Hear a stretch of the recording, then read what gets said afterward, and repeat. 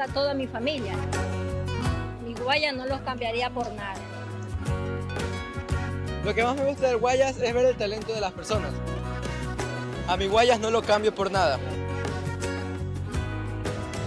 Ese orgullo guayasense está presente en cada uno de sus rostros.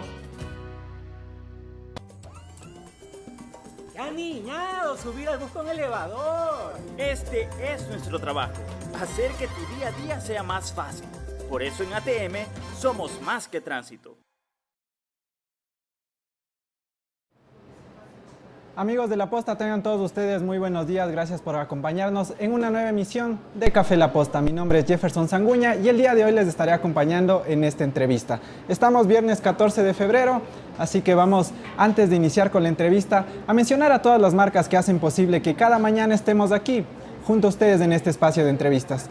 Un agradecimiento a la ATM de Guayaquil, a Azúcar Valdés, porque detrás de este sobrecito hay 180,000 empleos, es decir, 180,000 familias que se ven beneficiadas gracias a Azúcar Valdés. También a Seguro Sucre y todos los servicios que tienen a disposición. Futuro Seguro, Rueda Seguro, Vive Seguro, es decir, todo seguro gracias a Seguro Sucre. Para más información visiten sus redes sociales. También al gobierno del Guayas y su programa Guayas Contigo. Y también no me puedo olvidar de agradecer a la cafetería Melate que nos abre todas las mañanas las puertas para que nosotros tengamos este espacio de entrevista y el contacto con ustedes. Antes de iniciar, vamos a ir con las noticias en caliente.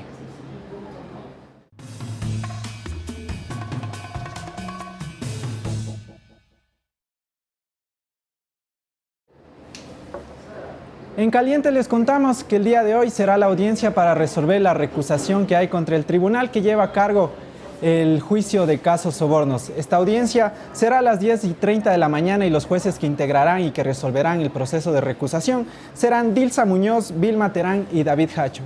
En las manos de ellos estará a ver si les quitan las competencias del tribunal que está al frente, donde están Iván León, Iván Saquicel y Marco Rodríguez. Vamos a estar pendientes de qué es lo que pasa. En caliente también les contamos que la audiencia preparatoria de juicio para Paola Pavón, Virgilio Hernández y Cristian González ya tiene una fecha y será el 20 de marzo a las 9 de la mañana. Recordemos que ellos están acusados por intento de desestabilizar el gobierno por un supuesto delito de rebelión. Igualmente estaremos pendientes de todo lo que esté pasando alrededor de la prefecta de Pichincha y los otros 2 personas involucradas. Y en caliente también te contamos que el CNE y la ESPE firmaron un convenio para tener para que estén al frente del sistema informático, una reintegración del sistema informático. ¿De qué se tratará esto? ¿Cómo ayudará esto a las próximas elecciones? Sobre ese tema vamos a hablar el día de hoy con Fausto Camacho, coordinador del Observatorio Ciudadano Electoral. Pero antes de ir con la entrevista, les invito a ver y a invitar sobre todo al after de La Posta el próximo 20 de febrero. Vamos a continuación.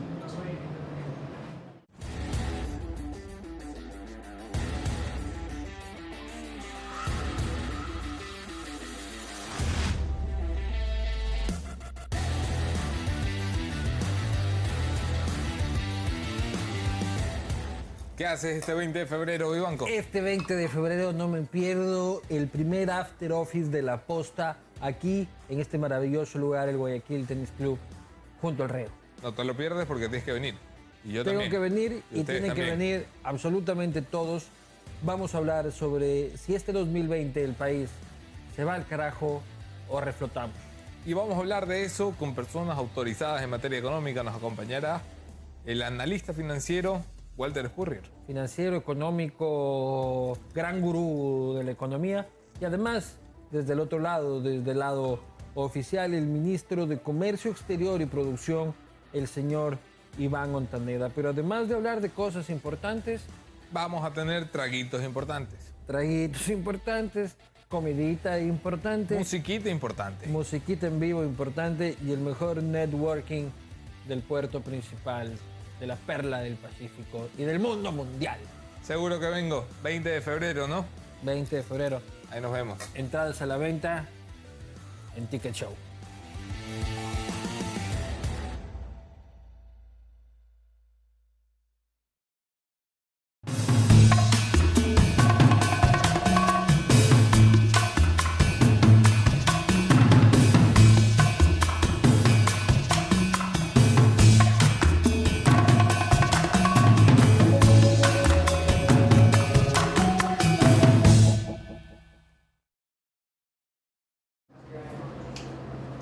Amigos de La Posta, nuevamente gracias por estar junto a nosotros. El día de hoy tengo el gusto de conversar con Fausto Camacho. Él es coordinador del Observatorio Ciudadano Electoral y vamos a hablar justamente sobre este tema que estamos todos pendientes referente a las próximas elecciones del 2021. Fausto Camacho, gracias por haber venido. Muchas gracias a ustedes. Y empecemos conversando sobre lo que está pasando alrededor del CNE. ¿Se puede confiar en un CNE de Diana Tamain? No se puede confiar en el actual CNE. O sea, creo que la confianza se la perdió hace rato atrás porque la confianza es un tema que se construye. Y cuando se pierde la confianza, reconstruir la confianza no es un tema de que doy vuelta a la página y ahora sí confíen en mí. Tiene que haber demostraciones concretas que conduzcan a un proceso de recuperación de la confianza. Y en lugar de aquello, si es que damos por sentado que es del pasado, porque efectivamente eso es así, es del pasado el juicio político, pero los hechos del juicio político no son el pasado, están presentes, uno. Un segundo elemento que está presente es una división, un enfrentamiento entre las autoridades, que es público, notorio y que nada más ni siquiera quieren ocultarlo, y mejor que no quieran ocultarlo, es una realidad que está allí y que se expresa todos los días y que se acaba de expresar antes de ayer cuando no pudieron aprobar el calendario electoral. Y la presidenta sale al día siguiente, ayer es decir, a decir que sí, que la próxima semana van a aprobar, que no era posible porque sí, que cierto es que había quórum, pero es necesario que estén presentes los 5, cosa que realmente es risible porque la mayoría de cosas se han resuelto entre 3. Estos problemas internos que hay entre las autoridades, ¿de qué manera pueden perjudicar a las próximas elecciones? Pues van a perjudicar necesariamente si es que no se superan, porque si tú tienes una conducción de un equipo de fútbol, vamos a poner un ejemplo deportivo que suele ser muy útil en la política en este país, y así lo han hecho, y tú tienes 2 directores técnicos, o tienes el director técnico, el director deportivo y tienes el preparador físico y cada uno apunta para un lado diferente. Ese equipo jamás va a llegar a ser campeón. Ese equipo jamás va a poder tener buenos resultados. Es exactamente lo mismo. Si tú tienes un segmento del CNE secuestrado prácticamente por un grupo de partidos políticos y tú tienes adicionalmente al otro lado 2 consejeros que dicen que responden a otro segmento político, lo cual en lo personal no creo que sea así, ¿no es cierto? Pero capaz que sí, no creo, ¿no? Que están pugnando porque se corrijan cosas que no se corrigen y que van a seguir haciéndolo. Entonces la presidenta sale y dice, necesitamos la plata, necesitamos urgente la plata, hay que comprar, hay que hacer esto, hay que esto otro. Sale el otro consejero y dice, no es verdad. Se dice que no es necesario comprar todo lo que la señora quiere comprar. ¿Qué crees que es lo que pasa con los funcionarios del CNE? ¿Qué crees que es lo que pasa al interior de la institución? Obviamente que no hay un rumbo cierto. ¿Usted cree que, como había dicho Diana Tamain en algún momento, que se quiere tomar el CNE? No, ella ya se tomó el CNE. O sea, lo primero que habría que ver es si es que ella responde o no a los intereses de un grupo. Y hasta ahora sí responde a los intereses de un grupo de intereses particulares. ¿Hay rezagos del correísmo adentro? No solamente del correísmo, hay los propios rezagos de ella, o sea, de los intereses de ella, porque ella no responde a los intereses del país. Ella habla como que ella representa, ¿a quién representa? ¿A los intereses de un segmento del Partido Socialista? Seguramente, de Pachacuti tal vez, un segmento, porque no creo que sean todos, ¿ya? Y el hecho de que le haya postulado en su momento la CONAIE, eso le da legitimidad. Ella a mí no me representa en ningún caso. Yo no me siento representada por ella. Creo que más del 80% de los ecuatorianos no nos sentimos representados por ella. Si es que no responde a un interés partidista, que aparentemente hay un conflicto de intereses. ¿Qué tipo de intereses, por ejemplo? Por ejemplo, cómo se distribuyó el Fondo Partidario Permanente, donde, por un lado, se reconoce en un derecho supuesto al Fondo Partidario Permanente al Partido Socialista, que no cumple los requisitos que establece el artículo 355 de la ley. Y está considerado para entregarle $380,000 de su dinero y del mío. Entonces, que dicho sea de paso, hay sentencia del Tribunal Contencioso Electoral mediante la cual le dice, vuelva a hacer, justifique por qué ha hecho eso. Porque obviamente quienes se sintieron perjudicados impugnaron y apelaron ante el contencioso electoral. Entonces, esta vez el contencioso electoral, creo que es la cuarta o quinta vez en que le dice, no está haciendo bien las cosas, vuelva a hacer, haga bien. Y todas, o la mayoría, son decisiones tomadas un fatídico día, digo yo, para Diana Tamaín, el 31 de octubre, Día de las Brujas.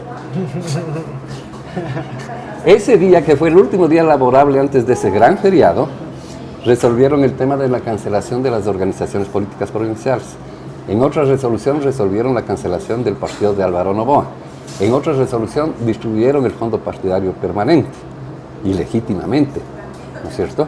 Y entonces resulta que esas tres han sido anuladas. Entonces, ese es un ejemplo concreto de los intereses a los cuales representan.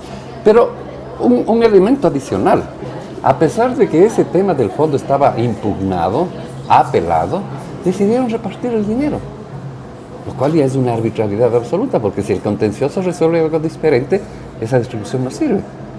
Pero usted cree que el que ya traga lagarto, que traga desembucha, ¿no? No puede desembuchar nunca.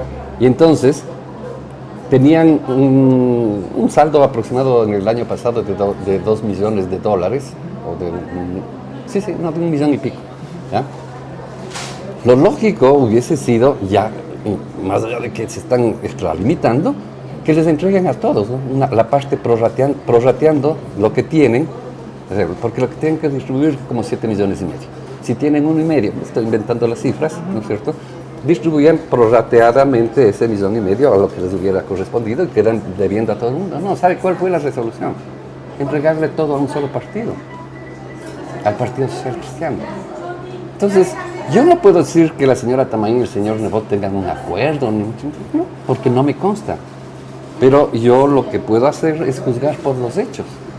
Entonces, si al Partido Socialista le regalan lo que no le corresponde, si al Partido Social Cristiano le dan, digamos, algo que según ellos les corresponde, pero al resto no le dan nada, pues es fácil de colegir lo que está sucediendo. Pero adicionalmente usted ve que ahí están los tres ingenieros, ¿no? El ingeniero Cabrera, que es social cristiano, puede no ser afiliado, no interesa. Pero si es se afiliado, nota... no, pero él lo ha dicho además, pero Nebot lo ha dicho. Nebot dijo, nosotros teníamos derecho. No sé de dónde saca el señor Nebot que tenían derecho, porque la Constitución prohíbe la representación partidaria en el CNE. Exacto. Entonces, ¿ya? Pero usted puede ver ahí, lo dice con uno de sus colegas de la posta, si no me equivoco, ¿ya? Y justifica la presencia de quién.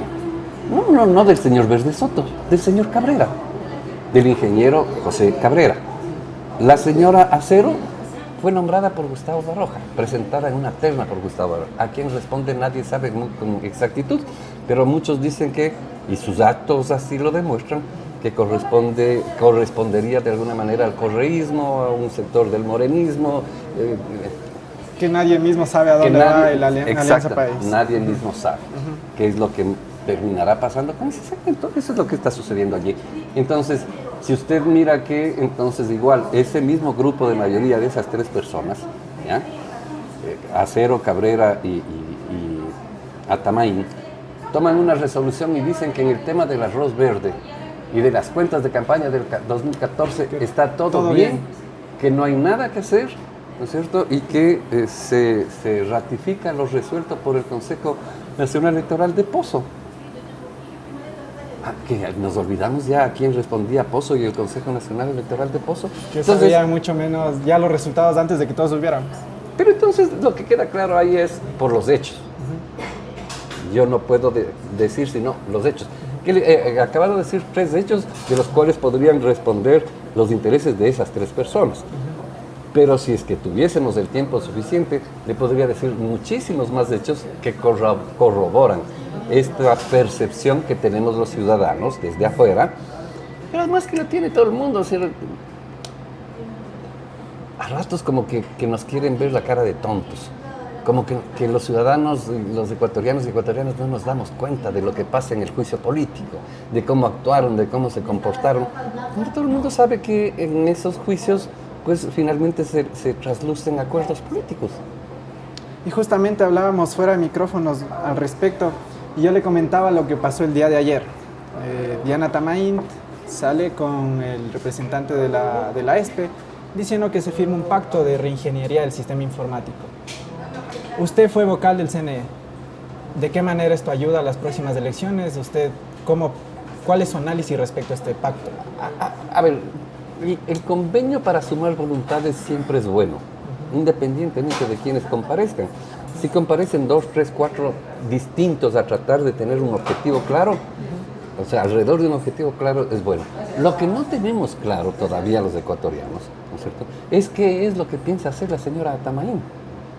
Sí. ¿De qué manera se van a solucionar los problemas que tuvimos en las últimas elecciones? ¿Por qué parten de la decisión, aparentemente, de que el sistema tiene que ser usado el mismo? ¿Por qué tiene que hacerse transmisión de resultados a través de escáneres desde los recintos electorales? Eso no está en la ley, esa es una decisión de ellos, por cierto, ¿no? Pero adicionalmente no sé si es que han releído la ley reformada. Me parece que no.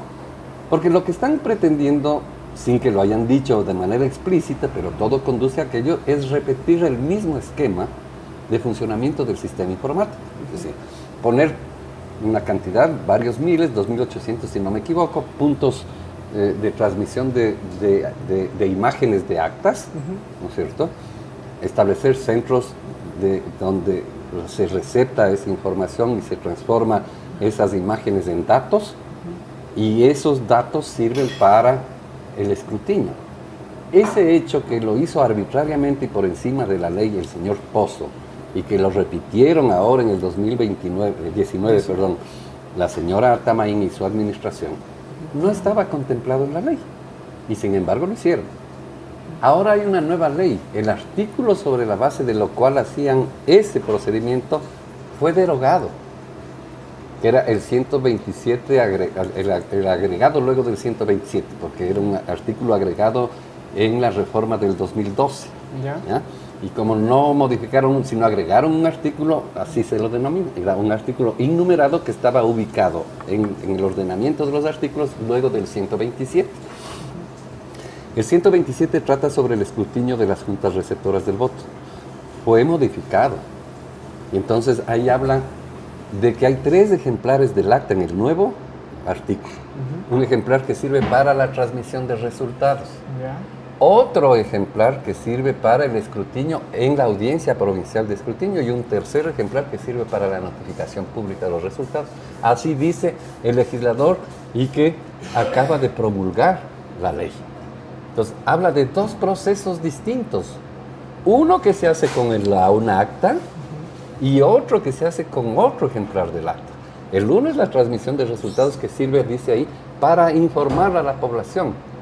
Y el otro ejemplar del acta sirve para el escrutinio, que es el que producirá los resultados sobre el que se podrán presentar los recursos que contempla esta ley. Entonces, ¿cuáles son 2 procesos distintos? La información a través de la transmisión de resultados. Ellos están queriendo repetir algo que nos opusimos siempre y que ahora la ley ya no lo contempla, ¿no es cierto? Que la transmisión de resultados se convierte finalmente en el escrutinio oficial. Eso ya no existe, porque luego la ley dice en el 133, 134, los artículos subsiguientes, que habla del escrutinio provincial, que el escrutinio provincial iniciará con el análisis de todas y cada una de las actas. Es decir, hay que partir de cero en la provincia, digamos, en el sistema informático, si es que estamos hablando de sistema informático, y no puede estar ya cargado con datos de la transmisión de resultados. La transmisión de resultados se hace, se informa, se proclama, lo que usted quiera, el nombre que quiera darle a la señora Tamain, pero eso no tiene valor jurídico. Eso cumplió su papel de informar anticipadamente a la población. Y luego hay otro resultado que debería ser el mismo, ojo, claro, debería ser el mismo, pero que se hace desde cero en la audiencia con la presencia de los delegados de los partidos políticos. Es decir, que esta reingeniería, ¿cuál era el objetivo entonces? No, lo que tienen que aclararnos primero, ¿qué es lo que van a hacer? ¿Cómo van a solucionar? Claro, ¿van a hacer lo que dice la ley o van a repetir lo que hicieron antes? Aparentemente todo conduce a que van a repetir lo que hicieron antes, pero ahí la cosa es mucho más grave, pues. Porque aparte de las malas experiencias, que les fue mal, porque finalmente el reconocer que necesitan hacer una auditoría, que necesitan hacer una reingeniería, ¿qué quiere decir? Que no está bien, pues. Entonces, ¿cómo es eso que... disculpe, ¿cómo es eso de que no está bien, pero en el juicio dijo que todo salió bien, que todo fue perfecto, que no pasó nada? ¿Qué mismo? Cuando la percepción de nosotros fue otra. Pero no solo es un tema de percepción, porque además las percepciones no nacen de la nada. Las percepciones nacen de los hechos. La gente se hace una idea de una cosa o de un hecho, ¿no es cierto? Una vez que sucede el hecho, pues. Si es que no hubiese caído la página web en el 2017, en el 2019, si es que no se hubiera interrumpido, si es que no hubiese habido todos los conflictos, ¿usted cree que los ecuatorianos de locos estaríamos diciendo que no confiamos en el CNE? Son los hechos los que nos demuestran lo que está pasando ahora. Hablando un poco sobre las reformas al Código de la Democracia, ¿estas reformas de alguna manera van a ayudar para tener un proceso transparente en las próximas elecciones? ¿Cómo ve usted estas reformas? En el tema de transparencia muy poco. En el tema del sistema electoral me parece que ahí es donde más sustento tiene, ¿sí? Porque son dos cosas distintas. El sistema electoral entendida como las reglas del juego para distribuir los escaños. Entonces usted tiene ahora listas cerradas, o sea, la forma de hacer la lista sigue siendo con paridad y secuencia estricta, mitad hombres, mitad mujeres, pero ahí le han añadido un elemento adicional etario, digamos, de la incorporación obligatoria de jóvenes en las listas, lo cual me parece positivo, ¿ya? Luego tienes una forma de votar en lista cerrada, se acabó la lista abierta en buena hora. Para poder entender de manera un poco más... En plancha. En plancha. Ya, sí. O sea, en las elecciones del 21, para elegir asambleístas, nosotros tendremos que coger una lista. La blanca, la azul, la roja, la verde, la amarilla, la que sea, una. Y votamos por la lista. Ya no podremos votar uno de la amarilla, uno de la azul, uno de la... No, ya no. Y de cierta manera eso no generaría un problema de acaparar un voto para un cierto sector político. No. ¿Por qué? No, porque lo que hace es corregir técnicamente cosas que estaban mal diseñadas en la ley. Porque el hecho de que tú puedas votar entre listas como sucedía antes, trae consigo varios efectos negativos. El primer efecto negativo es que trae al interior de los partidos y de las listas la competencia electoral. Entonces yo soy azul, ya no compito solo con el blanco y el amarillo. Compite con todos. También con mis propios compañeros. Eso es un efecto perverso al interior de la vida de los partidos. Uno. Dos, el principio de la igualdad del voto desaparece. Porque si los dos somos de una misma circunscripción donde se eligen 5, y tú votas por 5 y yo voto por 2, tu voto va a valer 5/5, el mío va a valer 2/5. Entonces mi voto va a valer menos que el tuyo. Y eso produce un desequilibrio luego en la contabilización de los votos. Porque esos votos no usados o esas fracciones de votos no usadas no se contabilizan. Y queda un gran hueco, o quedaba, un gran hueco que nadie sabe si se llenaba o no se llenaba ese hueco de alguna manera ilícita. Al votar en lista cerrada, corriges ese problema. Y luego tienes un tercer elemento importante, que tendrás una fórmula de asignación de escaños distinta, que ya no será Hunt y que será Webster. Ese método... Es un método muy parecido en cuanto a la forma de presentación. Hunt significa que el total de votos de la lista divides para 1, para 2, para 3, para 4, para 5. Y de manera secuencial. Secuencial. En el caso de Webster divides para 1, para 3, para 5, para 7, para 9. Lo que eso va a producir es que abre la posibilidad a que más organizaciones políticas en una misma circunscripción puedan alcanzar una curul. Entonces, en una circunscripción de 5, que son la mayoría, como va a quedar, con Hunt es prácticamente imposible que entren más de 2. Y si es que la votación es importante de la primera fuerza, tiene opción de llevarse todo. Con Webster se corrige parcialmente eso. Ya la opción de que ya no sean solo 2 partidos los representados, sino máximo 3, porque más de eso tampoco va a poder ser, se abre de manera... Porque el elemento sustancial de la proporcionalidad en la representación no se corrigió. Es decir, se mantuvieron las circunscripciones divididas en pequeñas, ¿no es cierto? Y se eliminaron o se mantuvo la eliminación de las circunscripciones grandes. En esas partes de las reglas del juego, sí, creo que es positiva la reforma, ¿verdad? Pero en el tema de transparencia, no creo. ¿Por qué? Porque, y básicamente en el tema de transparencia de uso de recursos. Justamente esta alianza, es decir, este incentivo que se va a dar a las alianzas que se den dentro de los partidos, se habla de un 20%. Bueno, pero ese es otro tema. Hablemos primero en realidad de las normas que contribuirían o no a la transparencia. No existen normas efectivas que contribuyan a la transparencia del uso del dinero en la política en general. Mientras en la ley no se ponga con claridad un precepto, que la información es pública, el resto pasa a ser casi secundario. Solo cuando la información de lo que recibe un candidato u otro, un tercero, un cuarto, etcétera, pase a ser pública inmediatamente, o haya la obligación de que sea pública, entonces estamos hablando de una norma que efectivamente contribuye a la transparencia de las elecciones en el uso de los recursos. Y que permita saber de dónde salen los recursos. Monto, origen y destino de los recursos. Exacto. Entonces, ¿de dónde el señor Lasso hoy obtiene los dineros para hacer lo que está haciendo? Yo no estoy diciendo que sea malo o bueno, ¿de dónde? Que nos cuenten. Pues. Si es que eso fuese público, todos, usted y yo y todos los que nos están escuchando y los que no nos escuchan, sabría o tendríamos la opción de saber de dónde. ¿De dónde el señor Nebot, lo poco o mucho que hace, obtiene para hacer las giras? ¿De dónde? ¿Quiénes aportan? Claro, ¿de dónde el señor Balda hace la campaña que hace? ¿De dónde el señor Villavicencio hace la campaña que hace? Por más chiquita que sea. Que además me parece bien que lo hagan. Ojo, yo no estoy en contra de aquello. Porque estar en contra de aquello es estar en contra del ejercicio de la política. Pues. Exacto. Entonces, queremos reivindicar la política, pero estamos satanizando a la política. Lo único que estoy diciendo es que no hay transparencia respecto de los recursos que se utilizan en la política, que es otra cosa. Y este sistema informático para controlar los gastos electorales, tampoco. Bueno, no va a entrar en vigencia, ni siquiera, pues hay una norma que está en la ley que acaban de aprobar, que el sistema unificado de datos, como le llaman, estará en plena vigencia en el año, después de 5 años. Así dice la ley reformada.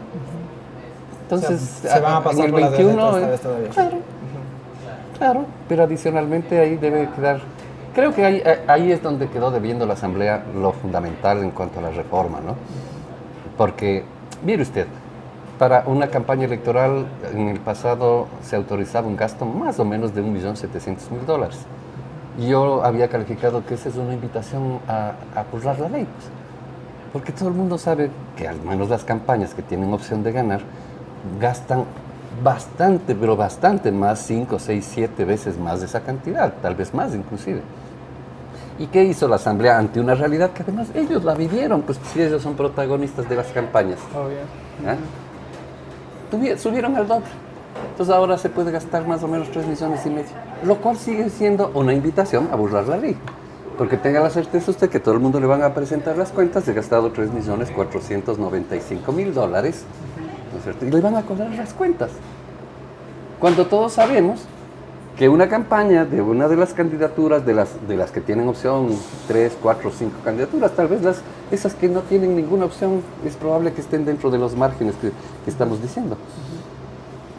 Gastan más. Entonces, si ya la propia norma establece un monto que es irreal y que ellos saben que es irreal, ya algo no va a funcionar bien. Luego hay la bancarización de la información, lo cual es correcto, pero ya la bancarización ya había. Pues. Ya había desde siempre. El tema es que si la bancarización no es pública, una vez más insisto en lo público, no se llega a nada. No se llega a nada. Y pública antes del día de las elecciones, que es lo más importante. Porque no se trata de hacerlo pública después, lo cual también ya es bueno. ¿Ya?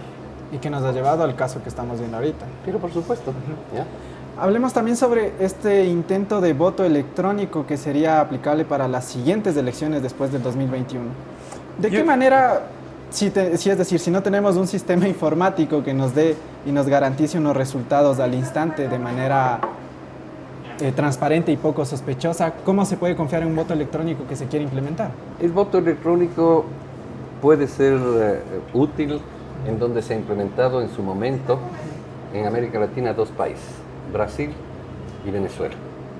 Pero cuando ellos dieron el paso hace 20, 25 años a este mecanismo, fue sobre la base de un acuerdo de los actores. Y fue para dar solución a un problema que ellos reconocían que existía, que no funcionaban las cosas.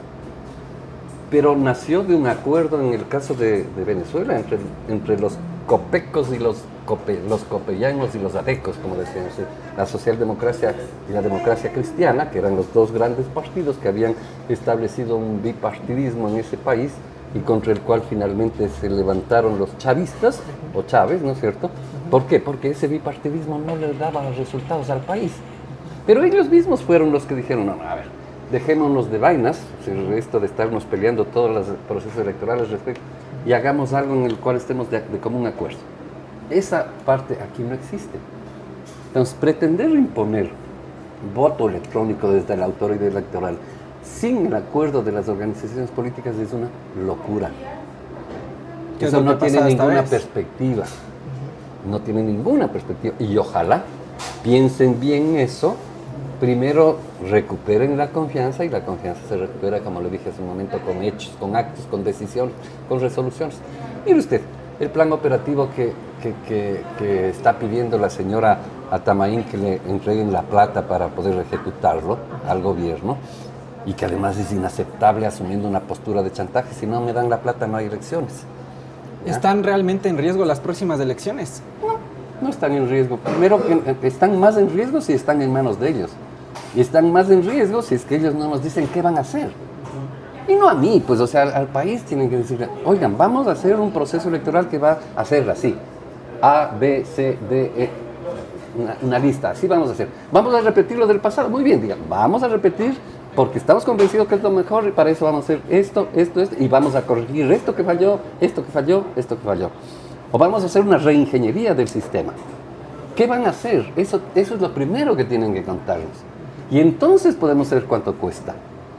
Pero si tú tienes un organismo electoral como el CNE hipertrofiado, es decir, que ha crecido desmedidamente en su burocracia, que no se justifica, ahí tú tienes en el CNE 3 funcionarios para pasar un papel de un escritorio al otro. Tienes 1.500 personas.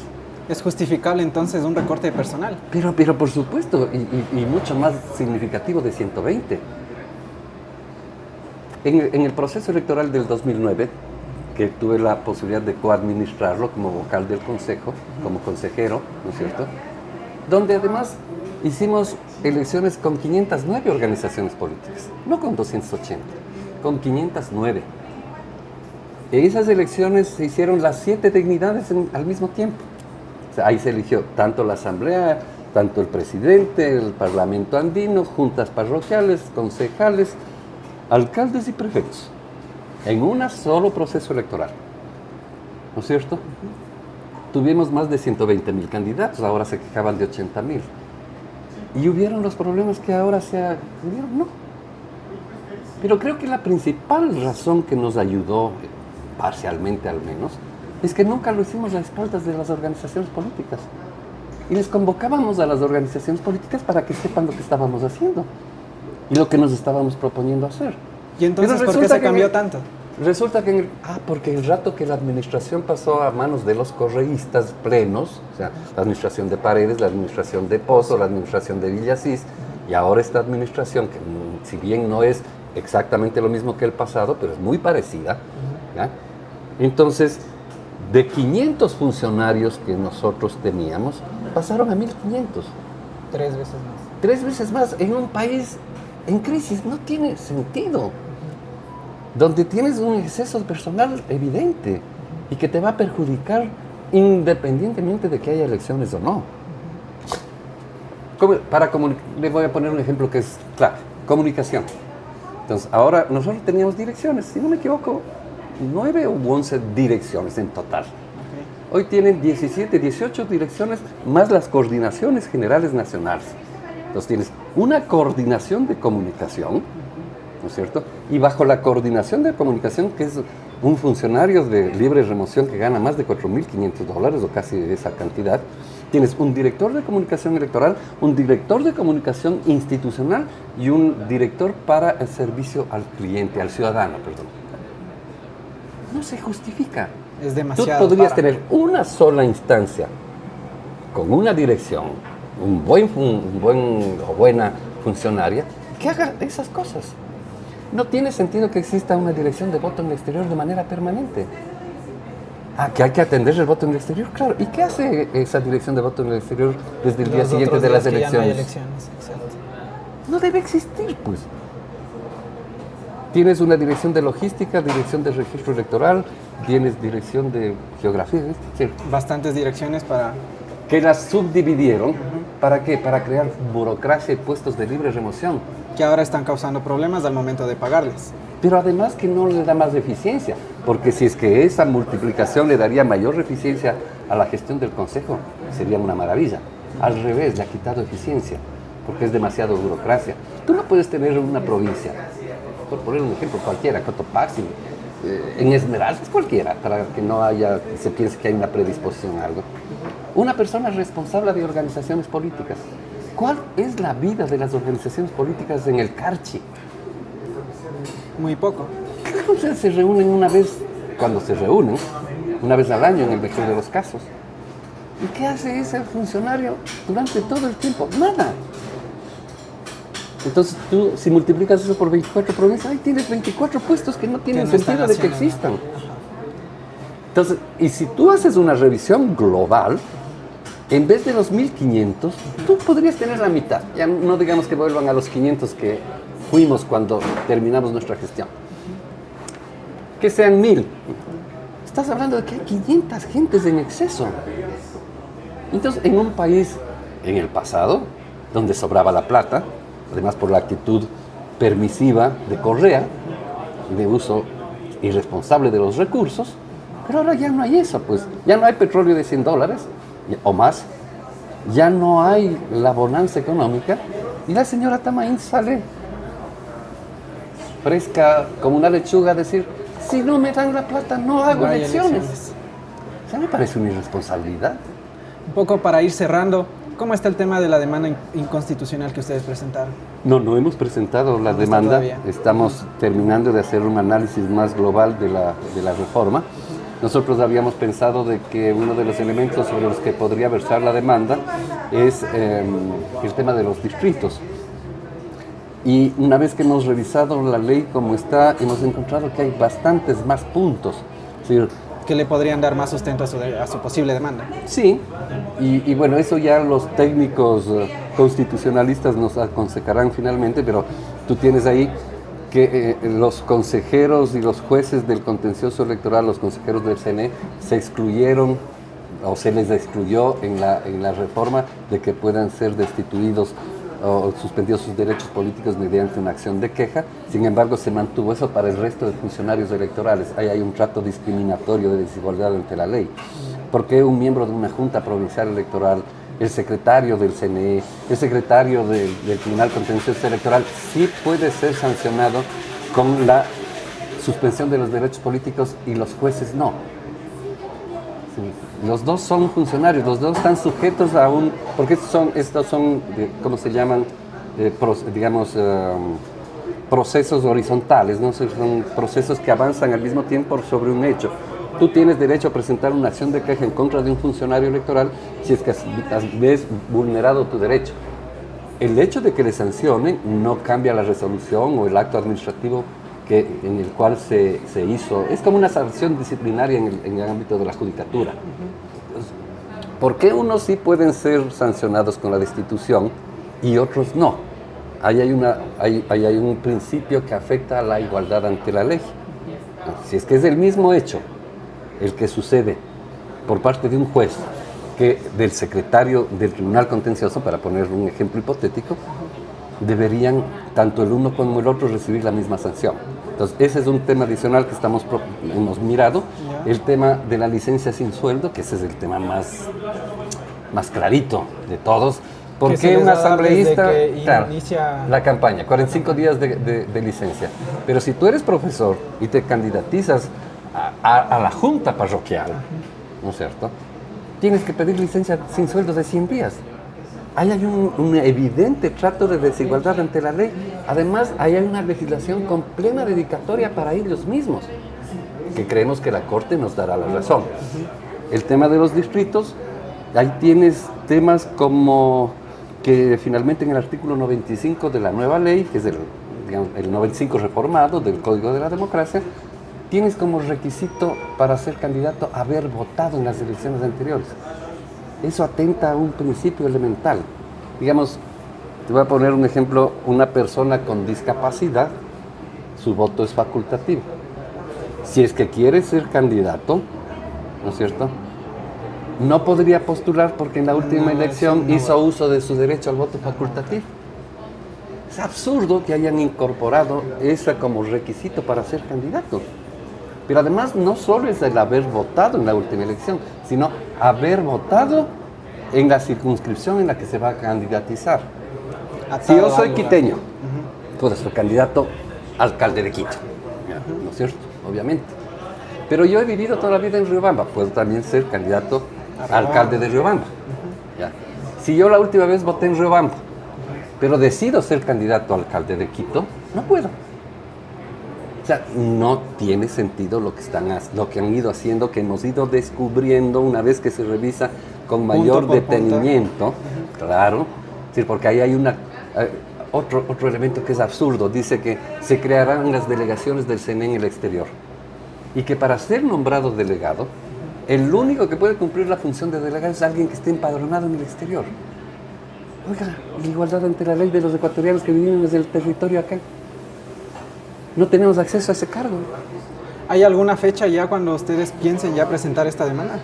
No, bueno, en parte una circunstancia, digamos, particular de la rotura de mi pie nos ha impedido avanzar con la celeridad que hubiésemos querido, pero aspiraríamos a que no más allá de marzo. Quiero con esto aclarar una cosa a propósito. Si lo hacemos, que creo que lo haremos, nuestra intención en ningún caso es boicotear el proceso electoral, porque no lo aceptaríamos. En el supuesto de que la Corte nos diera razón y declare la inconstitucionalidad de uno o varios de estos artículos, la propia Constitución establece un mecanismo de remediar aquello. Y el mecanismo es que el CNE, una vez que se declara la inconstitucionalidad, debe inmediatamente presentar un proyecto de ley alternativo que haga caso a la decisión de la Corte respecto de las razones de por qué lo considera inconstitucional y lo presenta en la Asamblea.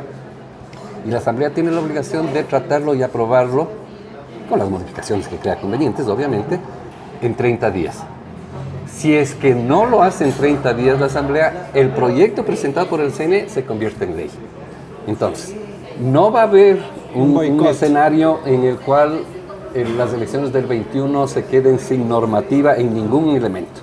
Así tengamos la razón, que creemos que la tenemos, porque si es que además nos dan la razón, creo que lo que va a suceder es que se mejorarán las reglas de la competencia del 21. Y si no nos hacen caso, bueno, al menos quedarán las que ya están.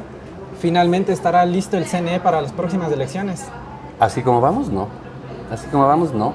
O sea, pero aquí vale la pena mirar que hay otros actores que también son responsables. O sea, el responsable primogenio es el CNE. Nadie más puede organizar las elecciones que ellos. Pero los partidos políticos deberían tener una actitud mucho más protagónica y asumir con mayor responsabilidad la posibilidad de su control político más allá del juicio. Y el juicio no funcionó. Están desesperados por aprobar el calendario para además afianzarse, ¿no? Que nadie se le vaya a ocurrir presentar un juicio político nuevamente. Porque eso es parte del cambio de las fechas y todo del calendario electoral. Si tú escuchas las declaraciones de la señora Tamaín el día de ayer, lo que es importantísimo que se apruebe la próxima semana el calendario electoral, porque con eso entonces ya se fija y entonces se puede declarar por iniciado el periodo electoral. Eso conlleva a que ya pasan a ser inmunes inclusive al juicio político. Entonces, las percepciones se construyen con los actos, con los hechos. Si yo no puedo no tener, como no tengo ninguna prueba de aquello, pero los hechos hablan. Entonces, las palabras de Diana también cuando dice necesitamos declararnos en periodo electoral, lleva implícito, porque la ley dice así, al declararse en periodo electoral, asumen una inmunidad, ¿no es cierto?, de la cual quieren usufructuar. Perfecto. Muchísimas gracias por su tiempo, Fausto. Vamos al punto final de esta entrevista.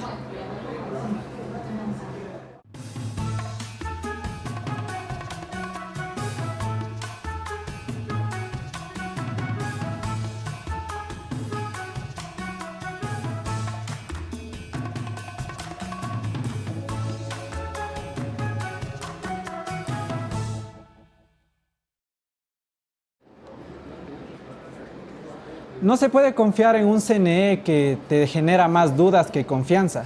No se puede creer en un CNE cuando hay peleas al interno entre sus principales autoridades.